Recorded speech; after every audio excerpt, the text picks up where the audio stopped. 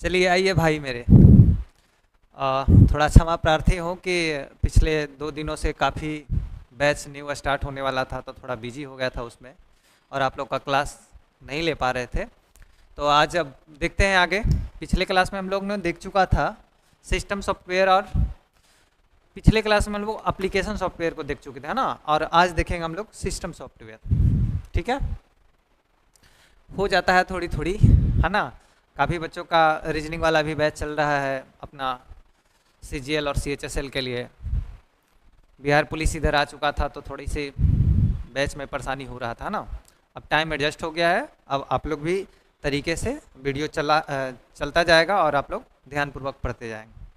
और हाँ, टेलीग्राम पे क्यूज चला रहे हैं, आप लोग क्यूज में ज़रूर भागीदारी रखें, क्योंकि उसमें माइक्रोसॉफ्ट एक्सेल से लेकर के वर्ड, पावर पॉइंट, एग्ज़ाम को पॉइंट और व्यू रखते हुए सारे क्वेश्चन को बनाया गया है। ठीक है, तो आप लोग उसमें ऑब्जेक्टिव देख लिया कीजिए। चलिए आगे देखते हैं सिस्टम सॉफ्टवेयर क्या है, इसका परिचय क्या है, सिस्टम सॉफ्टवेयर कहते किसको है ना। तो सिस्टम सॉफ्टवेयर क्या है कि सिस्टम सॉफ्टवेयर कंप्यूटर के हार्डवेयर और यूजर के बीच इंटरफेस प्रदान करता है। क्या करता है प्यारे बच्चों? जो सिस्टम सॉफ्टवेयर है वो कंप्यूटर के हार्डवेयर वाली जो पार्ट होता है यूजर तक, जो यूजर हम लोग यूज करते हैं ना, उसको इंटरफेस प्रदान करता है। या ऑपरेटिंग सिस्टम, डिवाइस ड्राइवर और यूटिलिटीज सॉफ्टवेयर का समूह होता है। यानी कि अगर मान लिया जाए हम लोग ब्लूटूथ यूज करते हैं, है ना, ब्लूटूथ यूज करते हैं, तो इसको यूज करने के लिए हमको सिस्टम सॉफ्टवेयर में एक ड्राइवर लगाया जाता है यूएसबी पोर्ट की तरह। ठीक है, इस टाइप का एक ड्राइवर होता है ना। मान लीजिए इस टाइप का ये है 0.5 टाइप का, ये क्या है? ब्लूटूथ ड्राइवर है। ओके, तो वही कह रहा है कि ऑपरेटिंग सिस्टम के लिए डिवाइस ड्राइवर और यूटिलिटीज जैसे सॉफ्टवेयर का समूह होता है, उसी को क्या कहते हैं प्यारे बच्चों? सिस्टम सॉफ्टवेयर कहते हैं। पिछले क्लास में हम लोगों ने देखा था एप्लीकेशन सॉफ्टवेयर क्या क्या है। जैसे एप्लीकेशन सॉफ्टवेयर में बताया थे, आप लोग इंस्टाग्राम चलाते हैं, फेसबुक चलाते हैं, हमारा जो एप्लीकेशन चल रहा है द ग्लोबल एजुकेशन का, जैन रोजगार क्लासेस का, उससे पहले खान ग्लोबल स्टडीज़ का, तो तमाम ऐसे एजुकेशन सेंटर पे जहाँ जहाँ हमें देख चुके हैं वहाँ वहाँ वो जो एप्लीकेशन है उसी को एप्लीकेशन सॉफ्टवेयर कहा जाता है। और अभी जो हम बता रहे हैं वो सिस्टम सॉफ्टवेयर है। सिस्टम के अंदर अंदर कौन कौन से चीज़ें हम लगा सकते हैं, है ना, वो भी सॉफ्टवेयर ही कहलाता है। हार्डवेयर के पार्ट में भी होता है, ठीक है, लेकिन जब इंस्टॉलेशन की प्रक्रिया होता है तो वो सॉफ्टवेयर हो जाता है ना। उसमें देखिए ये जो किट पूरा दिख रहा है ये सिस्टम सॉफ्टवेयर का पार्ट है। क्या है प्यारे बच्चों? ये सिस्टम सॉफ्टवेयर का पार्ट है। आगे देख लेते हैं। यह है सिस्टम सॉफ्टवेयर के ऑपरेटिंग सिस्टम,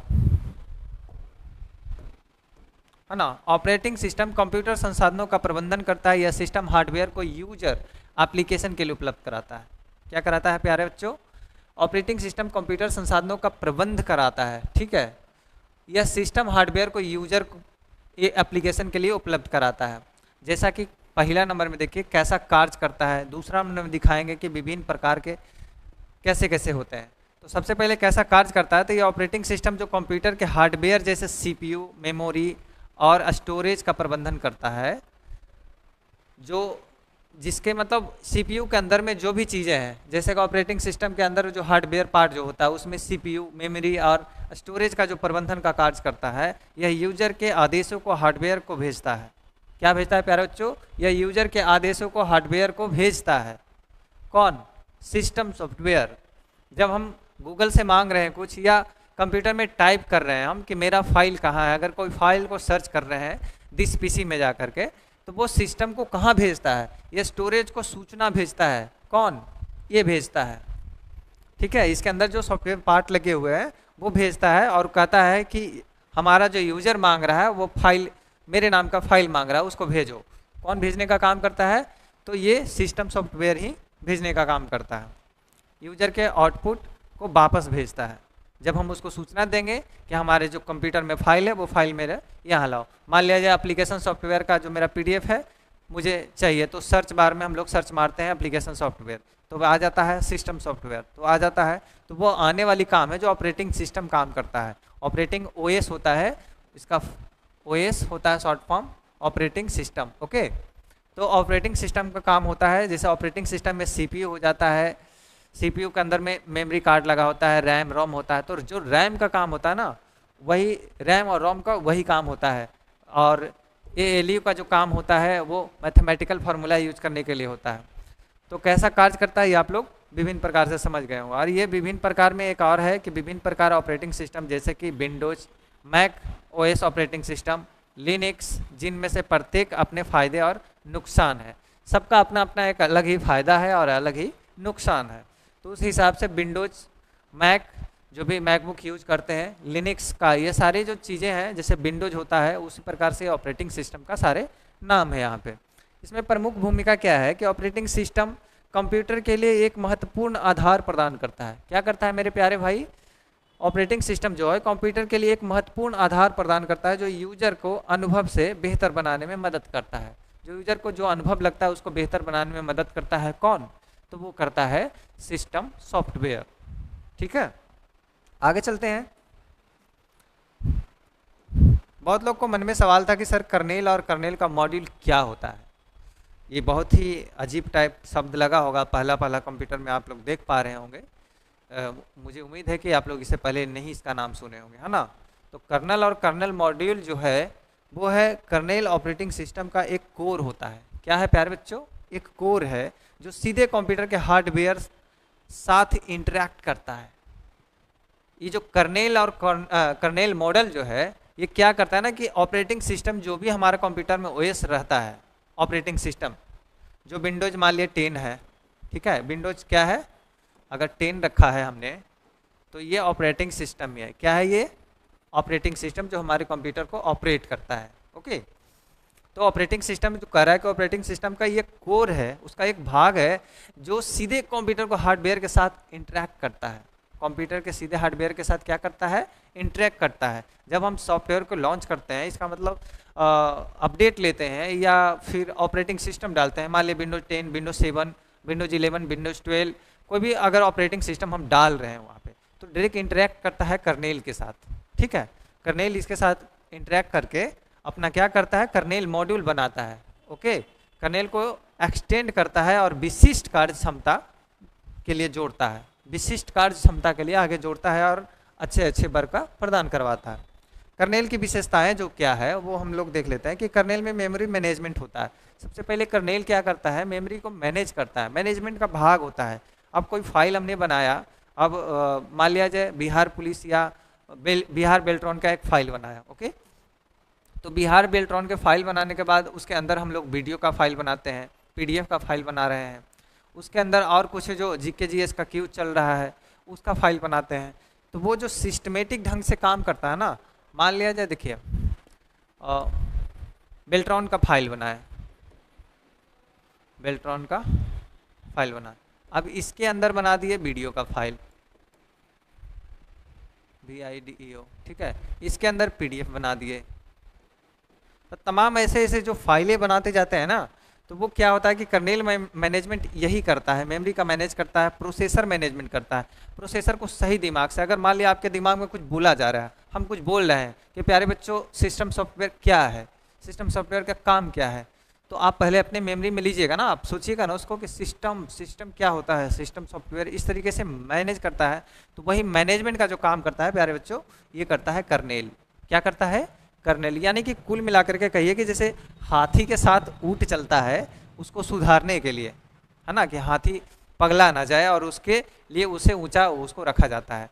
क्यों रखा जाता है? क्योंकि उसका मैनेजमेंट करता है वो। तो सेम सिचुएशन यहाँ पे है कि कर्नेल भी मैनेजमेंट करता है उसका, किसका? तो सिस्टम सॉफ्टवेयर का जो अंदर वाली चीज़ें लगा रहता है, चाहे प्रोसेसर हो, रैम रोम हो, स्टोरेज हो, ये सारी चीज़ों को मैनेज करता है कि तुम इस तरीके से चलो, अगला आदमी कह क्या रहा है तुम उसके अनुसार से सोचो। तो कर्नेल में क्या क्या आ गया? मेमोरी मैनेजमेंट करेगा, प्रोसेसर मैनेजमेंट का। प्रोसेसर क्या होता है? तो बोलते हैं कि प्रोसेसर कितना है, इसका रैम कितना है, रोम कितना है, तो ये सब प्रोसेसर का भाग है ना।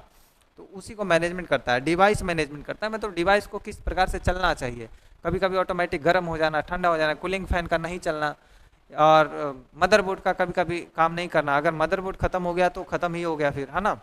तो तमाम ऐसी चीज़ें जो है डिवाइस मैनेजमेंट भी करता है। अब ब्लूटूथ ड्राइवर लगा लिए, उसमें प्रॉपर वर्क कर रहा है कि यूएसबी पोर्ट लगा दिए बाहर से, अब वो वर्क कर रहा है नहीं कर रहा है, वो वर्क ना कर रहा है, ये मैनेजमेंट कौन करता है? कर्नेल करता है ना। आगे देख लेते हैं कि कर्नेल मॉड्यूल क्या है ना। कर्नेल मॉड्यूल को कर्नेल से जोड़ा जा सकता है। कर्नेल और कर्नेल मॉड्यूल दोनों में थोड़ी सी अंतर है, ज़्यादा अंतर नहीं है ना। कर्नेल मॉड्यूल को कर्नेल के साथ जोड़ा जा सकता है या हटाया भी जा सकता है, जो ऑपरेटिंग सिस्टम की कार्य क्षमता को बढ़ाने में मदद करता है। यानी कि इसका एक भाई है, बड़ा भाई है, जैसे सहयोगी के तौर पे अगर बड़ा भाई काम कर रहे हैं तो छोटा भाई पीछे से लग जाएगा, तो थोड़ी सी काम का स्पीड और बढ़ जाता है।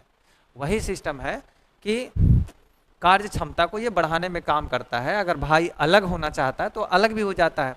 मान लिए कि दो भाई हैं, है ना, तो बड़ा भाई का सहयोग के लिए छोटे भाई प्रयासरत न रहेगा, अगर उसका सपोर्ट जितना हो सकता है सपोर्ट करते ही रहेंगे, है ना।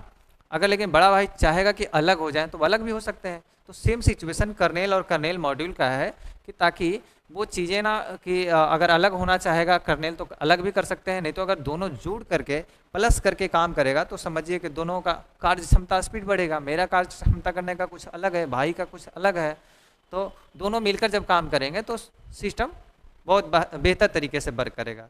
तो वही था कर्नेल और कर्नेल मॉड्यूल का अंतर। समझ में आ गया आप लोगों को? चलिए ठीक है, आगे की ओर देखते हैं। जो भी अगर समझ में नहीं आता कमेंट के जरिए आप लोग पूछते रहा कीजिए, है ना। अब डिवाइस ड्राइवर क्या है? डिवाइस ड्राइवर अभी हमने बताया डिवाइस ड्राइवर क्या है। डिवाइस में कई प्रकार के ड्राइवर होते हैं। कौन कौन ड्राइवर होते हैं प्यारे बच्चों? वो वाईफाई ड्राइवर होते हैं, ब्लूटूथ ड्राइवर होते हैं, यूएसबी पोर्ट ड्राइवर होते हैं, कैमरा केबल के ड्राइवर होते हैं। तमाम प्रकार की ड्राइवर मार्केट में आ गए हैं और हर ड्राइवर का काम अलग अलग होता है, ठीक है। तो ये डिवाइस ड्राइवर जो है, डिवाइस ड्राइवर ऑपरेटिंग सिस्टम को विभिन्न हार्डवेयर डिवाइस जैसे प्रिंटर, स्कैनर, नेटवर्क कार्ड साथ संवाद के लिए अनुमति देता है। नेटवर्क कार्ड मतलब वही हो गया क्या? वाईफाई, वाईफाई वाला ना, वाईफाई का ड्राइवर। डिवाइस प्रिंट जैसे प्रिंटर का भी एक आता है ड्राइवर, ओके। तो डिवाइस ड्राइवर के कैसे काम करता है वो देख लेते हैं कि डिवाइस ड्राइवर ऑपरेटिंग सिस्टम और डिवाइस के बीच एक मध्यस्थ की तरह काम करता है। दोनों एक दूसरे के सामंजस्य में काम करते हैं। तो डिवाइस ड्राइवर और सिस्टम सॉफ्टवेयर का क्या काम है? मान लिया जाए हमसे काम कोई करवाना है, अगर हमसे प्यार से बोलेगा तभी उसका काम कर पाएंगे, नफरत से तो काम हो नहीं पाएगा। सेम सिचुएशन ये है कि अगर ड्राइवर को हम इंसर्ट करते हैं तो दोनों एक समन्वय बनाता है आपस में, तब उसका दोनों को कॉम्बिनेशन बनता है और वो आउटपुट देता है। जैसे कि एग्जांपल में मैं बता दूं कि अगर आप अपनी गर्लफ्रेंड के साथ कहीं घूम रहे हैं, घूमने जाने का इरादा है ना, तो जब तक आप उनको प्यार से नहीं बोलिएगा कि हाँ आज हम घूमने चलने वाले हैं कहीं, ठीक है, अगर पहले ही उनको धमकी दे दीजिएगा कि हम आपको यहाँ से लेकर के हम अपने घर लेकर चले जाएंगे, ये मतलब कहीं और भेज देंगे, तो वो डर के मारे आपके साथ नहीं आएंगे, ठीक है। लेकिन अगर उनको लाना है तो थोड़ी सी आपको प्यार से बरतना होगा, बातों को रखना होगा कि हाँ आज हमको घूमने का इरादा है, काफ़ी दिन से हम लोग मिले नहीं हैं, तो थोड़ी सी घूम के आते हैं। तो सेम बात यही है कि जो भी ड्राइवर अगर इंसर्ट सिस्टम में करते हैं तो उसकी चीज़ों को समन्वय बनाना पड़ता है। अगर सिस्टम मान लिया ड्राइवर कुछ और है, काम कुछ और कराना चाह रहे हैं, तो इस ड्राइवर का वर्क नॉट वर्किंग होगा, है ना। तो ड्राइवर का काम समझ गए कि वो डिवाइस ड्राइवर ऑपरेटिंग सिस्टम और डिवाइस के बीच एक मध्यस्थ की तरह काम करता है, जो आपस में सामंजस्य बना करके दोनों वर्क करता है, ओके। ड्राइवर कैसे खोजें? ड्राइवर को कैसे खोजा ना, डिवाइस ड्राइवर आमतौर पर ऑपरेटिंग सिस्टम द्वारा डिवाइस निर्माता द्वारा प्रदान किए जाते हैं, ठीक है। किसके द्वारा किए जाते हैं? डिवाइस ड्राइवर आमतौर पर ऑपरेटिंग सिस्टम के द्वारा या डिवाइस निर्माता द्वारा, जो डिवाइस बनाते हैं, सीपीयू बनाते हैं, कंप्यूटर बनाते हैं, उनके द्वारा डिवाइस ड्राइवर बनाया जाता है एक्स्ट्रा यूजेस के लिए, ओके। ड्राइवर अपडेट क्यों जरूरी है? ड्राइवर अपडेट क्यों जरूरी है? नए ड्राइवर डिवाइस की कार्य क्षमता में सुधार कर सकते हैं, बॉक्स को ठीक कर सकते हैं और सुरक्षा समस्याओं को दूर कर सकते हैं। कोई भी एप्लीकेशन सॉफ्टवेयर या सिस्टम सॉफ्टवेयर को अपडेट करना क्यों जरूरी हो जाता है? क्योंकि हमेशा नया नया फीचर अपडेट होते रहता है ना। तो जीवन में अपडेट से एक ही चीज़ समझ में आता है प्यारे बच्चों, कि आप खुद भी एक अपडेट बनते रहिए। क्या? आप खुद भी एक अपडेट होते रहिए। जैसे जैसे समय चल रहा है उस हिसाब से आपको भी अपडेट होनी बहुत ज़रूरी हो जाता है। बिहार बेल्ट्रॉन की बात कहें जो जिसमें हम पढ़ा रहे हैं, तो पिछले 2018 में जब एग्ज़ाम हुआ था तो उस क्वेश्चन का लेवल कुछ अलग ही था। 2016 से संबंधित सारे क्वेश्चन पूछे जा रहे थे ऑपरेटिंग सिस्टम 2016 के अंतर्गत से, लेकिन इस बार जनरेशन सब सारा चेंज हो गया है और 2021 से संबंधित भी आपसे सवाल किए जा सकते हैं, 22 से संबंधित भी किए जा सकते हैं, 23 से संबंधित भी किया जाता है। तो अपने आप में प्रिपेयर रहना, अपडेट रहना है। तो अपडेट का काम यही होता है कि समय के साथ आपको बदलना होगा। एग्जाम जैसे एग्जामिनर क्वेश्चन सेट करते हैं, आपको उनके नज़रिया से सोचना होगा, तब जाके आपका एग्ज़ाम निकलने वाला है। ठीक है, तो अपडेट सिस्टम को करना बहुत ज़रूरी इसीलिए हो जाता है कि ताकि जो भी नया फीचर लॉन्च हो वो आपको सबसे पहले आप तक पहुंच पाए और आप सिस्टम से सही वर्क कर पाए। कभी कभी अपडेट करने से हानि भी होने लगता है, पता है क्यों? क्योंकि आपके सिस्टम उतने बीट का है नहीं। मान लिया 32 बीट का आप कंप्यूटर रखे हैं, 64 बीट का कोई भी सॉफ्टवेयर है, आप अगर उसमें इंस्टॉल कर देते हैं तो प्रॉपर ढंग से आपका काम नहीं करेगा।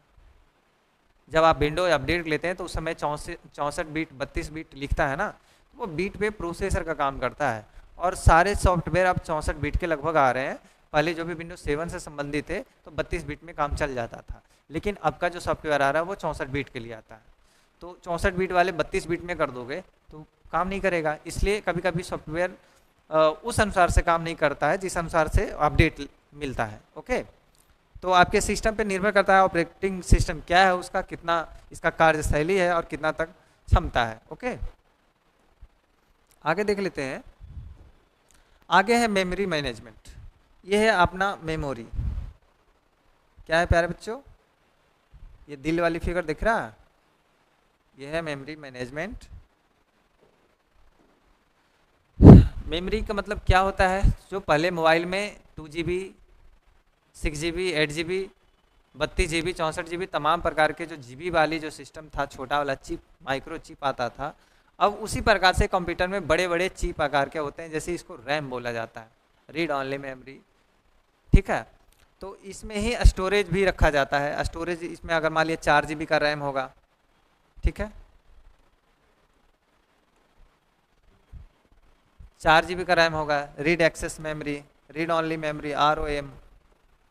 ओके, तो इस प्रकार से ये जो रैम है ये रैम मैनेजमेंट है, यानी कि स्टोरेज मैनेजमेंट है, मेमोरी मैनेजमेंट है। ओके, मेमोरी मैनेजमेंट की मेमोरी को विभिन्न प्रोग्राम से प्रक्रिया कराने के बीच प्रभावी ढंग से आवंटित करता है, रैम की दक्षता बढ़ाने और प्रोग्रामों के बीच संघर्ष काम करने में मदद करता है। अगर कोई भी चीज़ें कुल मिला के ये कहना कि अगर घर में कोई सामान रख रहे हैं, ठीक है, बहुत सारा सामान है आपके घर में, पलंग है, बिस्तर है, बर्तन है, कपड़ा है, तमाम प्रकार की चीज़ें हैं और सब जगह बिखेर के रख देते हैं, तो आपके सिस्टमेटिक रूम अच्छा नहीं लगेगा, कूड़ा कचरा टाइप लगने लगेगा। तो वही कह रहा है कि अगर रैम को अगर सही तरीके से सिलसिलेवार तरीके से अगर रखोगे तो मैनेजमेंट का काम बेहतर तरीके से होता है कि कुछ ये वाली गेमिंग का काम कर देगा, कुछ प्रोसेसिंग का काम कर देगा, कुछ स्टोरेज का काम कर देगा, तमाम ऐसी ऐसी चीज़ें जो है अपना काम करते जाएगा। तो वही कह रहा है कि मेमोरी मैनेजमेंट कंप्यूटर के विभिन्न प्रोग्रामों को प्रक्रिया के बीच प्रभावी ढंग से आवंटित करता है। यह रैम दक्षता बढ़ाने और प्रोग्राम के बीच संघर्ष को कम करने में मदद करता है। अगर इधर उधर सामान रखिएगा तो दिक्कत होगा, अगर सीरियली वाइज अगर रखते हैं किसी भी चीज़ को सजा करके रैम के तहत, तो आपकी काम आसानी से होने वाला है और सुदृढ़ तरीके से होने वाला है। दूसरी है पॉइंट की भौतिक पता। यह मेमोरी का में प्रत्येक लोकेशन का वास्तविक पता लगाता है, मेमोरी का वास्तविक लोकेशन पता लगाता है। वर्चुअल पता क्या है? यह मेमोरी का पता प्रोग्राम के द्वारा उपयोग किया जाता है, प्रोग्रामों के द्वारा वर्चुअल किया जाता है। पृष्ठ जो प्रतिस्थापन है वो हो जाता है कि ये एक ऐसी तकनीकी है जिसका उपयोग मेमोरी में स्थान खाली करने के लिए जब मेमोरी पूरा हो जाता है। ये पृष्ठ प्रतिस्थापन क्या है कि जब एक ऐसी तकनीक है जिसकी उपयोग मेमोरी में स्थान खाली करने के लिए क्या है, डिलीट मारने के लिए, ठीक है, किया जाता है। जब मेमोरी पूरा हो जाता है, पूरा भर जाता है, तब हम लोग डिलीट करने के लिए पृष्ठ प्रतिस्थापन करते हैं, है ना। आगे देख लेते हैं नेक्स्ट स्लाइड में। यह है पूरी सिस्टम और यह है प्रोसेसर मैनेजमेंट। प्रोसेसर मैनेजमेंट को, प्रोसेसर को मैनेज कैसे करेंगे, ठीक है। कंप्यूटर में हम लोग प्रोसेसर तो घुस नहीं सकते हैं, लेकिन उसको मैनेज कर सकते हैं सॉफ्टवेयर के जरिए। वही है सिस्टम सॉफ्टवेयर, ठीक है। किसके जरिए? सिस्टम सॉफ्टवेयर के जरिए प्रोसेसर को मैनेजमेंट कर सकते हैं हम लोग, है ना। तो देखिए, प्रोसेसर मैनेजमेंट कंप्यूटर में चलने वाली विभिन्न प्रोग्रामों या प्रक्रियाओं को नियंत्रित करता है। यह प्रक्रिया जो है मेमोरी को लोड करने में, शेड्यूलिंग करने में, संसाधन को आवंटित करने में कार्य करता है, ठीक है। मल्टी प्रोग्रामिंग क्या है, मल्टी स्किपिंग क्या है, स्किंग क्या है, मल्टी थ्रेडिंग क्या है, ठीक है। मल्टी प्रोग्रामिंग क्या है, मल्टीटास्किंग क्या है, मल्टी थ्रेडिंग क्या है। प्रोग्रामिंग, टास्किंग और थ्रेडिंग। तो प्रोग्रामिंग जो है एक समय में एक से अधिक प्रोग्राम को चलाने की क्षमता है। क्या है प्यारे बच्चों? आज के बाद ये मत पूछिएगा कि मल्टी प्रोग्रामिंग का क्या होता है। तो यहाँ से VBI क्वेश्चन बन जाता है कि आपका एग्जाम से रिलेटेड क्वेश्चन तैयार हो सकता है कि मल्टी प्रोग्रामिंग क्या है, और 4 ऑप्शन दे देंगे। सबसे पहले पूछ देगा कि कम प्रोग्राम को चलाने की क्षमता है, अधिक प्रोग्राम को चलाने की क्षमता है, या प्रोग्राम चलाने की ही क्षमता नहीं है ना। तो तमाम प्रकार के ऑप्शन मिल जाएगा और उसमें चूज करना पड़ जाएगा। जब आप मल्टी प्रोग्रामिंग नहीं जानेंगे तो आपके आंसर गलत हो जाएगा और आप इतना अच्छा, इतना सुदृढ़ क्वेश्चन छोड़ के चले आइएगा और 1 नंबर के लिए पीछे हो जाइएगा, आपकी रिजल्ट नहीं हो पाएगा और फिर बहाली का वेट करते रह जाइएगा। तो ऐसे ऐसी चीज़ें पे, छोटी छोटी बातों पे ध्यान देना चाहिए। थोड़ा लेंदी प्रोसेस लग रहा होगा कि सर ये क्या पढ़ा रहे, इससे पहले तो हम कुछ जानते ही नहीं थे, तो लेकिन ये जानना बेहद ज़रूरी हो जाता है, क्योंकि आपको मल्टी प्रोग्रामिंग पता नहीं होगा, मल्टीटास्किंग नहीं पता होगा, मल्टी थ्रेडिंग नहीं पता होगा, और क्वेश्चन अगर यहाँ से आ जाता है और अभी जो पढ़ा रहे हैं और ध्यान नहीं दे पाइएगा तो शायद आपसे क्वेश्चन नहीं बन पाएगा और आप लाखों की भीड़ से छट सकते हैं। तो ध्यान देते हुए, मल्टी प्रोग्रामिंग का काम एक ही है, अधिक क्षमता वाले, ठीक है। एक समय में एक से अधिक प्रोग्राम चलाने की क्षमता रखता है। एक टैब में आप गूगल खोल दीजिए, एक टैब में गेमिंग खोल दीजिए, एक टैब में एडिटिंग खोल दीजिए, तमाम प्रकार के टैब खोल दीजिए कंप्यूटर में। कभी कंप्यूटर मना किया है कि ये मत खोलो हमें? नहीं ना नहीं मना करेगा। ज़्यादा होगा तो आपकी कंप्यूटर हैंग होने लगेगी, प्रोसेसिंग कम करने लगेगा, ऐसे ऐसे गोल गोल घूमने लगेगा। क्या होगा प्यारे बच्चों? इस तरीके से गोल गोल घूमने लगेगा। और हो सकता है प्लीज़ वेट भी लिख दे, है ना, प्लीज़ वेट भी लिख दे। इसका मतलब ये होता है कि कृपया प्रतीक्षा करें, आप जो रिस्पॉन्स दे रहे हैं हम सह नहीं पा रहे हैं, इतने सारे टैब नहीं खोल पाएंगे, ठीक है। तो वही काम कौन करता है? Multi programming. मल्टी प्रोग्रामिंग का जो काम होता है ना, वही काम है एक समय में एक से अधिक प्रोग्राम को चलाना। मल्टीटास्किंग क्या है? कि एक समय में कई प्रोग्राम को चलाने की क्षमता, जहां प्रत्येक प्रोग्राम को कुछ प्रोसेस समय मिलता है, जहां प्रत्येक प्रोग्राम को कुछ प्रोसेसर समय मिलता है, कुछ ही प्रोसेसर समय मिलता है, उसमें मल्टीटास्किंग काम कर सकते हैं। मल्टीटास्किंग मतलब बहुत सारा वर्क एक साथ कर सकते हैं। उसी सिस्टम को कनेक्ट करके किसी और को पढ़ा सकते हैं, कोई और कोई एक्सेल पे काम कर रहा है, कोई वर्ड पे काम कर रहा है, कोई MS पावर पॉइंट पे काम कर रहा है, तो ये मल्टीटास्किंग का काम हो जाता है। शब्द से ही लग रहा है कि मल्टी प्रोग्रामिंग क्या है और मल्टीटास्किंग क्या है। तो मल्टीटास्किंग जहाँ पे वर्क कर रहे हैं आप, वो टास्क वाली चीज़ें होगा। अगर प्रोग्रामिंग की बात हो तो एक से अधिक चलाने की क्षमता हो जाएगा। इसमें जो भी प्रोग्राम चला रहे हैं आप, उसमें क्रिएट कर रहे हैं, कहीं लाइव दे रहे हैं तो कहीं रिकॉर्ड कर रहे हैं, ऐसी ऐसी चीज़ें मल्टी प्रोग्रामिंग में आ जाएगा। और मल्टीटास्किंग में बहुत सारा वर्क जो रिलेटेड उसमें काम कर रहे हैं वो आ जाएगा। मल्टी थ्रेडिंग क्या है? तो एक प्रोग्राम के अंदर कई थ्रेडों को चलाने की क्षमता है, जहाँ पे प्रत्येक थ्रेड स्वतंत्र रूप से चलते रहता है। यहाँ भी स्वतंत्र रूप से चलेगा, यहाँ भी स्वतंत्र रूप से चलेगा, है ना, कोई भी अस्वतंत्र रूप से नहीं चलने वाला है। सब मल्टी प्रोग्रामिंग में प्रोसेसर और रैम जब बेहतर रहेगा आपका तो ऑटोमेटिक सब चलते रहेगा। उसी प्रकार से प्रोग्राम के अंदर कई थ्रेडों का चलाने की क्षमता हो सकता है, इसमें हो सकता नहीं, होता ही है। और जहाँ प्रत्येक थ्रेड स्वतंत्र रूप से चलते रहता है उसमें कोई इशू और प्रॉब्लम नहीं होता है। उम्मीद करते हैं प्रोसेसर मैनेजमेंट आप लोग को बेहतर तरीके से समझ में आ गया होगा। और आगे नेक्स्ट देखते हैं फाइल सिस्टम क्या है और फाइल को मैनेज कैसे करेंगे, ये सारी चीज़ों को हम अभी बताएंगे, है ना। तो फाइल सिस्टम क्या है? कि फाइल सिस्टम कंप्यूटर में डेटा को व्यवस्थित करने का, कंप्यूटर में डेटा को व्यवस्थित करने का सही तरीका है। और एक फाइल को व्यवस्थित करने में, संग्रहित करने के लिए पदानुक्रमित संरचना प्रदान करता है। मान लिया जाए कि बेल्ट्रॉन का जो हमने फाइल बनाया, उसके अंदर वीडियो का फाइल बनाया, उसके अंदर पीडीएफ का फाइल बनाया, उसके अंदर फोटो का फाइल बनाया, ठीक है। जब इस प्रकार से जो पदानुक्रमित होता है संरचना, ये पदानुक्रमित हो गया है ना, पद के अनुसार हम लोग सेटलमेंट करते चले गए। पहले बेल्ट्रॉन लिखा, फिर एक न्यू फाइल बना के वीडियो लिखे, फिर एक न्यू फाइल बना के पीडीएफ लिखा, फिर एक न्यू फाइल बना के फोटो लिखे। ऐसे ऐसे सिस्टम जब लगातार जाएगा, अगर मान लिया जाए हमें वीडियो देखना है तो वीडियो पे क्लिक करेंगे तो हमारा सारा वीडियो 1 2 3 करके आ जाएगा। पीडीएफ देखना है तो फिर 1 2 3 4 करके आ जाएगा। फोटो देखना है, फोटो लिख रहा है थंबनेल 1 थंबनेल 2 थंबनेल 3, तमाम ऐसी प्रकार के सिस्टमेटिक ढंग से आपका आ जाएगा। तो वही कह रहा है कि फाइल सिस्टम किया है, तो यह फाइल सिस्टम कंप्यूटर में डेटा व्यवस्थित करने का, जो हम लोग डेटा रख रहे हैं, मतलब वीडियो का डेटा है 3 गो, पीडीएफ का डेटा है 4 गो, इस प्रकार से वीडियो का डेटा सही तरीका से फाइल को व्यवस्थित करने के लिए, संग्रहित करने के लिए एक पदानुक्रमित संरचना प्रदान करता है, ठीक है। तो फाइल सिस्टम के प्रकार कितने हैं वो भी हम लोग देख लेते हैं, है ना। समझ में आ रहा है आप लोगों को? कुछ कमेंट देख लेते हैं ना। चलिए कमेंट कीजिए, फाइल सिस्टम क्या है, या फाइल बनाने के लिए, न्यू फाइल बनाने के लिए शॉर्ट की क्या है, वो बताइए आप लोग, जल्दी से कमेंट में छापिए। सोनू, सुधीर, राहुल, अंजना, प्रीति, कश्यप, सुधांकर, प्रिया, सोनू, सुमन, सुब्रमण्यम, हाँ, और बताइए। अरे यार इतना स्पीड में कमेंट पार हो रहा है, अब थोड़ी से लोग कर दो, है ना, हम पढ़ नहीं पा रहे इतने। नहीं, इसको रोके, ये क्या बोल रहा है? सर आपकी पढ़ाने का तरीका लाजवाब है। अरे आप भी लाजवाब हो यार, हमारी लाजवाबता से आपका ही महत्व है। और दिखाइए, नहीं ये सुष्मिता क्या लिख रही है?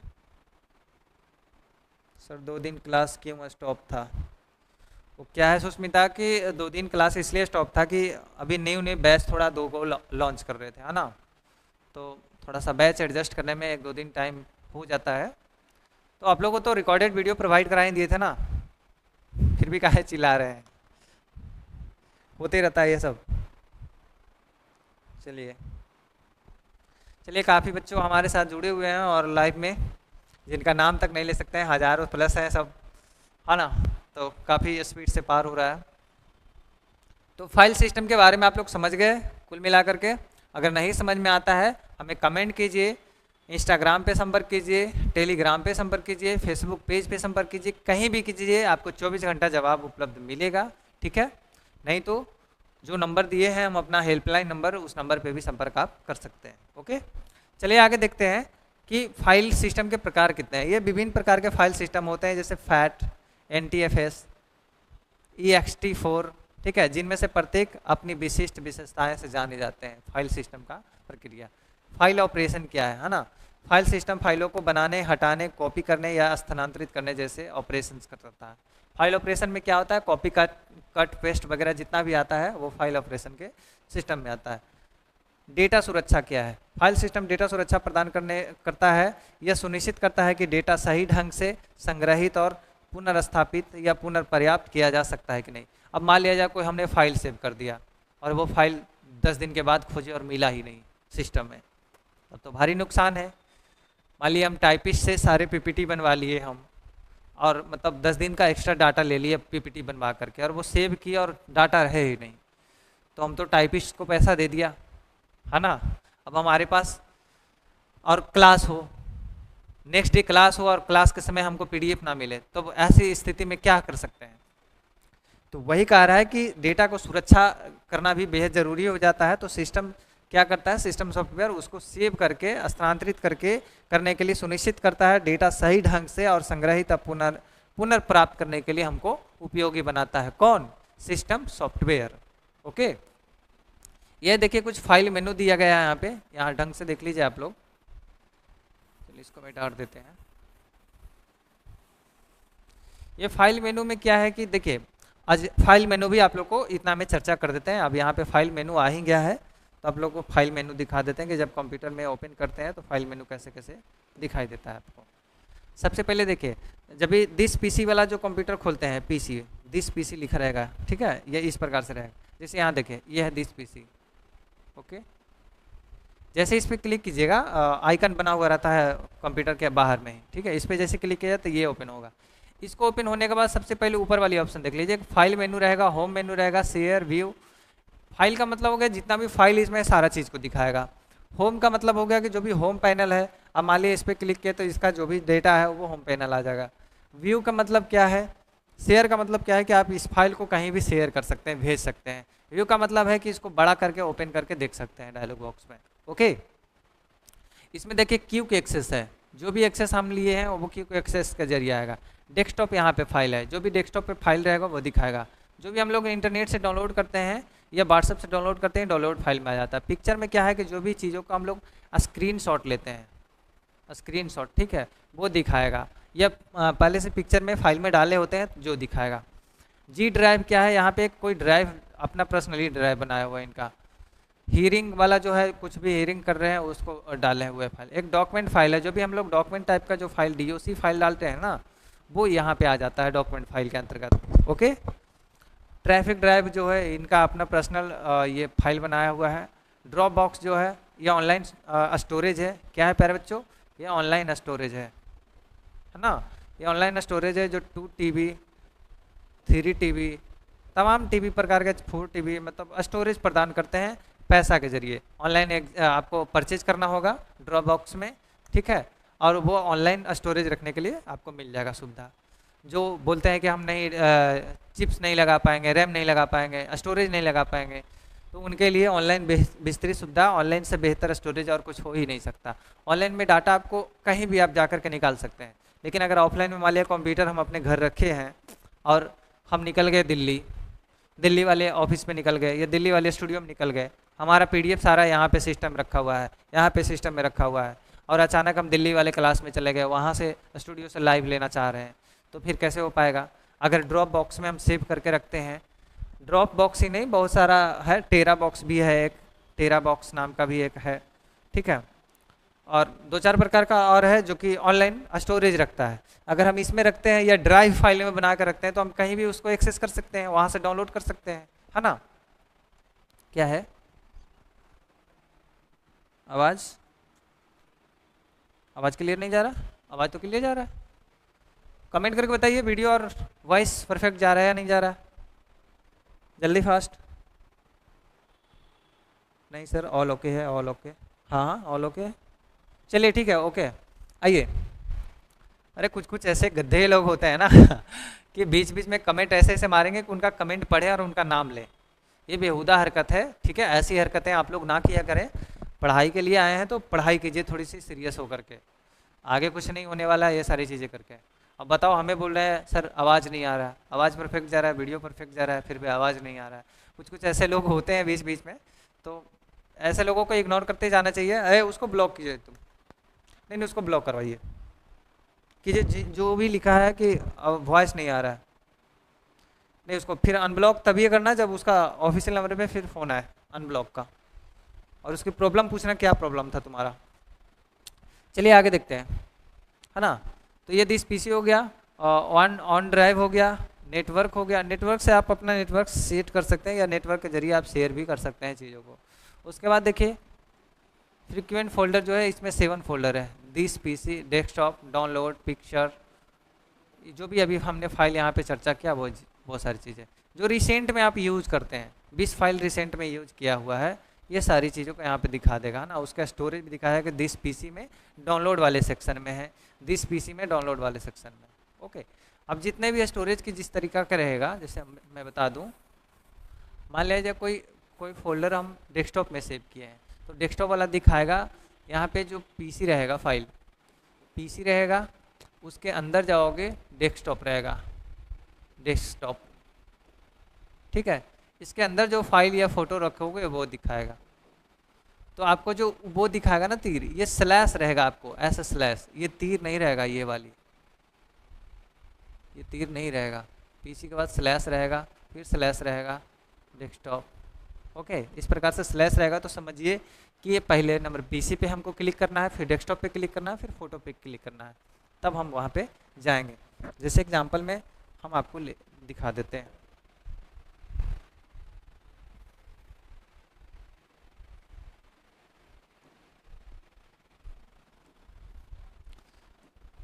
ये क्या है, ये पूरी हमारी कंप्यूटर का मॉनिटर है, ठीक है, ये वाली पूरा पैनल बोर्ड है।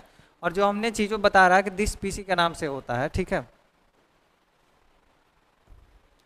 ये मान लिया जाए मेरा ये पूरा फाइल है, ये है दिस पीसी।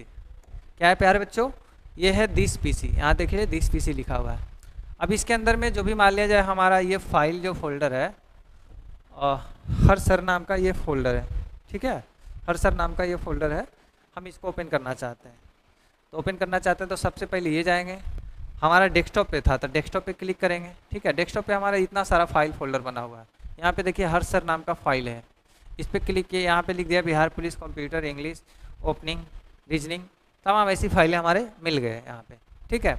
अब देखिए जो दिस पीसी अब कह रहा है कि कहाँ कहाँ क्लिक किए, तो हमने पहले क्लिक किए दिस पीसी पे, फिर डेस्कटॉप वाले ऑप्शन पे क्लिक किए, फिर हर सर वाले ऑप्शन पे क्लिक किए। अगर मान लिया जाए हमें बिहार पुलिस का कोई चीज़ें निकालना है तो यहाँ पे क्लिक किए, तो देखिए बिहार पुलिस अब आ गया। अब इसके अंदर भी कोई चीज़ें मान ली थंबनेल को हमको क्लिक ओपन करना है, इस पर करेंगे तो थंबनेल यहाँ पे लिखा जाएगा, ये वाली जो चीज़ें आ गया। अब देखिए ये मान ली ये बड़ी वाला पोस्टर जो है बिग न्यूज, जो एग्ज़ाम में कैसे मतलब एडमिट कार्ड को भूल डाउनलोड कर सकते हैं, ये गलती भूल कर भी ना करें, ऐसे अलर्ट हमने जारी किया, क्योंकि काफ़ी जो बच्चे होते हैं वो OMR सीट में गलती कर देते हैं और उनका वजह से उनका रिजल्ट नहीं हो पाता है। तो वैसे ऐसी चीज़ें यहाँ पे हम लोगों ने उनको बताया था। तो अभी फोल्डर और फाइल की प्रक्रिया समझ गए आप लोग कि जब भी हमको कोई फोल्डर होता है तो देखिए तीर बाई तीर या स्लैश बाई स्लैश होता है। ओके, तो समझ जाइएगा कि फोल्डर होता है हमारा। और ये है, ये इस पे जब क्लिक करिएगा तो इतने सारे ऑप्शन आएगा, व्यू, शॉर्ट, रिफ्रेश, पेस्ट और पेस्ट शॉर्टकट और न्यू। देखिए न्यू फाइल यहाँ से भी क्रिएट कर सकते हैं, डिस्प्ले का सेटिंग है, पर्सनलाइज है, अपने अनुसार से इसको पर्सनलाइज कर सकते हैं। व्यू पे क्लिक किए तो लार्ज आइकन, मीडियम, ये सब सारे चीज़ है जो आप देख सकते हैं कि अगर लार्ज करेंगे तो बड़ा आइकन हो जाएगा, मीडियम तो मीडियम में है।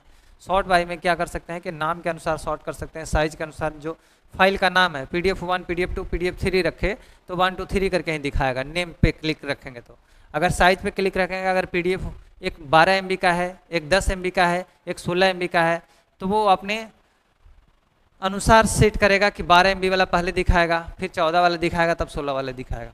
उसी आइटम टाइप भी दिखा सकता है, उस किस टाइप का आइटम उसमें रखा हुआ है उसके अनुसार दिखाएगा, या डेट मॉडिफाइड के तरह दिखाएगा। जो आज PDF डाले हैं वो आज दिखाएगा, ऊपर में दिखाएगा, वो कल डालेंगे वो नीचे उसके दिखाएगा, जो परसों डालेंगे उसके नीचे दिखाएगा।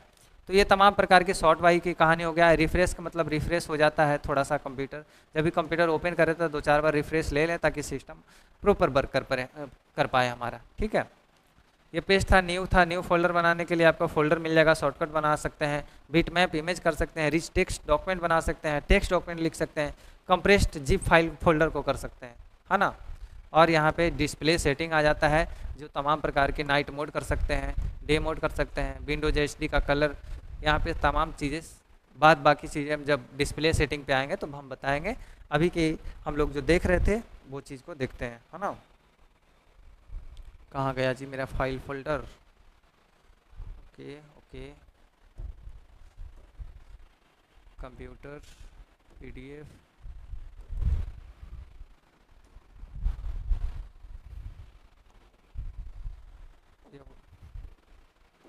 हर्ष जी, हर्ष सर, बेल्ट्रॉन, PDF, हाँ, कंप्यूटर सिस्टम सॉफ्टवेयर चल रहा था।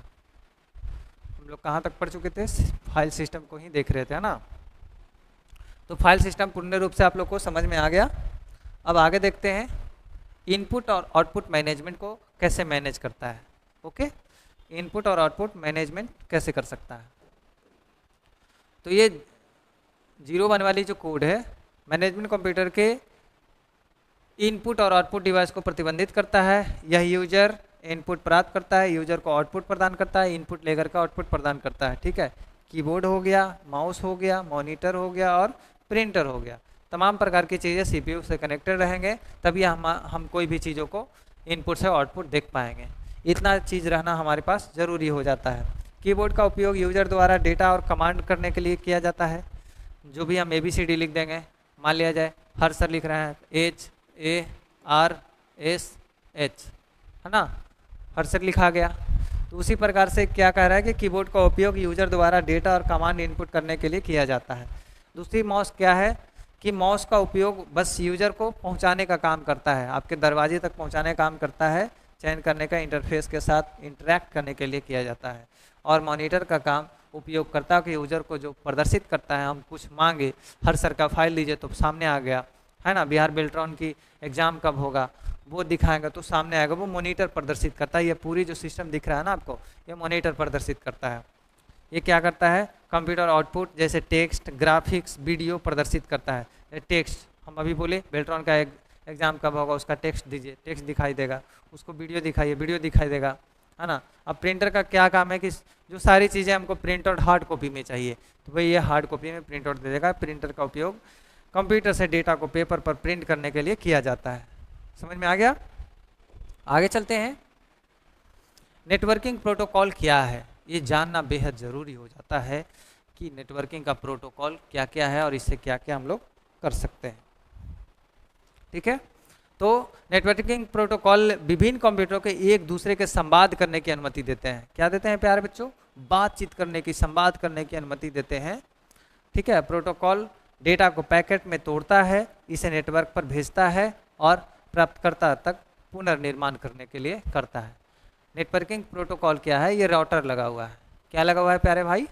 ये राउटर लगा हुआ है और यहाँ पे क्या है, ये रिसेप्शन DHCP है, आईपैड का DHCP है, जो क्लाउड के जरिए भी कनेक्ट रहेगा। ठीक है, अब यहाँ पे जोई है, सर्च इंजन है, चार्लियर्स है, मोनिका है, निक्स है, मतलब तमाम प्रकार के जो कंप्यूटर जोड़ के एक राउटर के साथ कनेक्टेड है। अब मान लिया जाए एक राउटर हम लगा चुके नेटवर्क का, वो सारे कंप्यूटर हमको नेटवर्क देना है। मान लिया 4 पोर्ट का अगर डाटा केबल वाली है तो 4 कंप्यूटर में हमारे जाएंगे, 6 है तो 6 जाएंगे, 10 है तो 10 को कनेक्ट करेंगे, नहीं तो फिर वाईफाई के जरिए कनेक्ट करेंगे। वाईफाई में एक क्या लगा देंगे, वाईफाई ड्राइवर लगा देंगे। इस प्रकार से जो ड्राइवर होते हैं,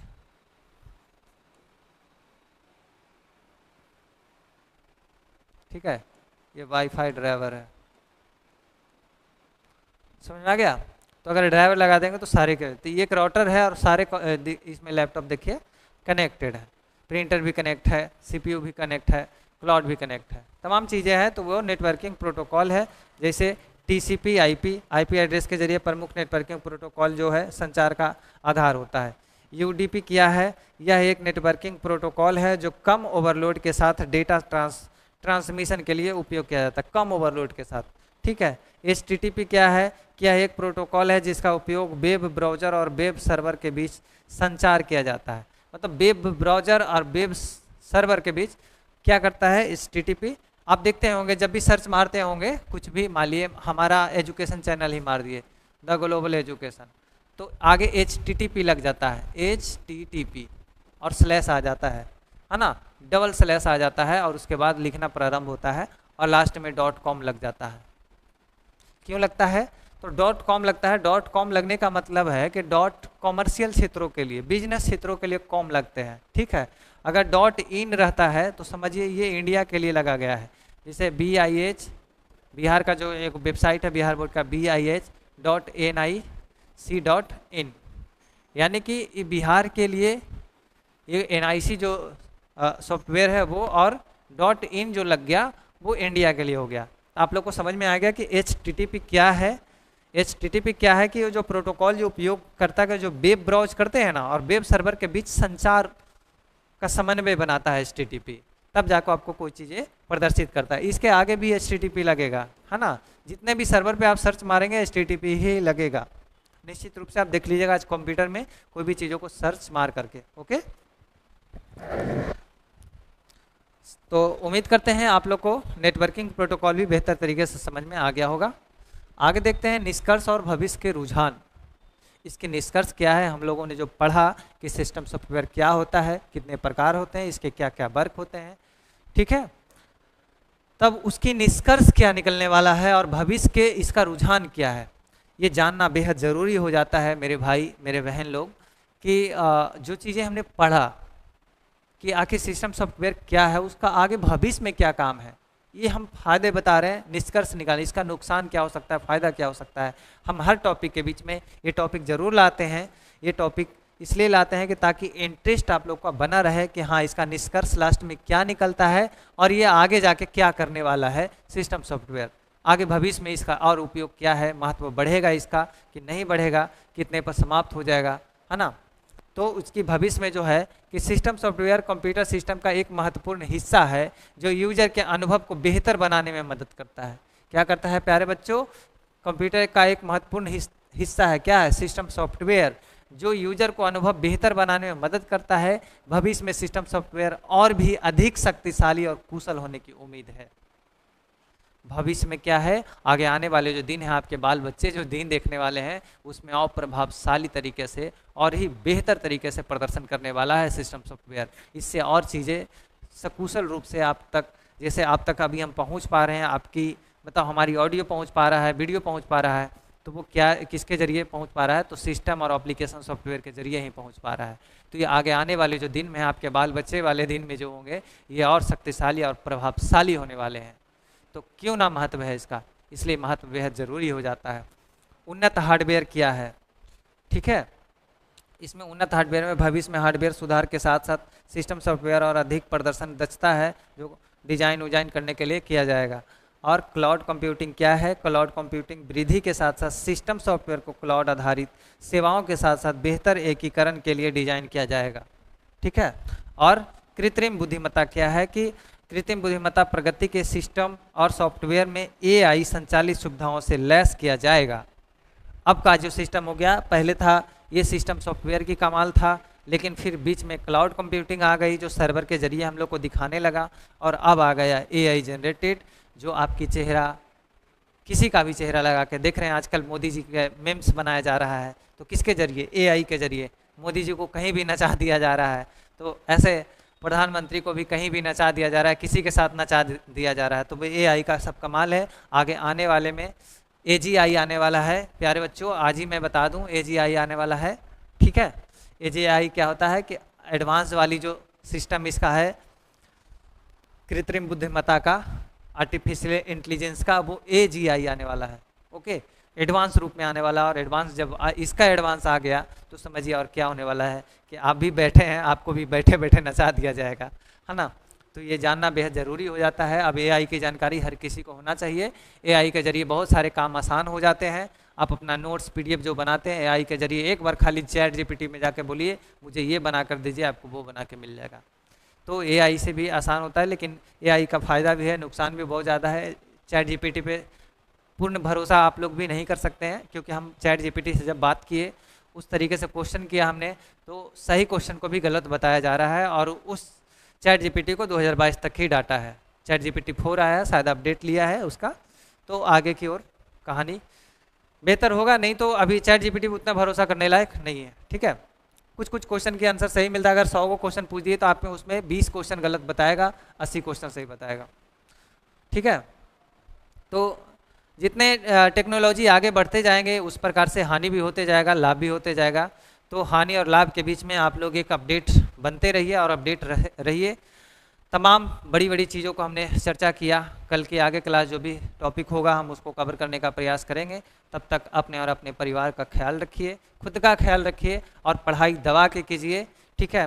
क्योंकि जब पढ़ाई ही नहीं कीजिएगा तो इस जीवन में और कोई मकसद है ही नहीं यार जो तुम्हें पूरा कर सकता है, ठीक है। तो आज की क्लास यहीं पे स्थगित करते हैं और मिलते हैं अगले क्लास में। तब तक के लिए धन्यवाद, थैंक यू।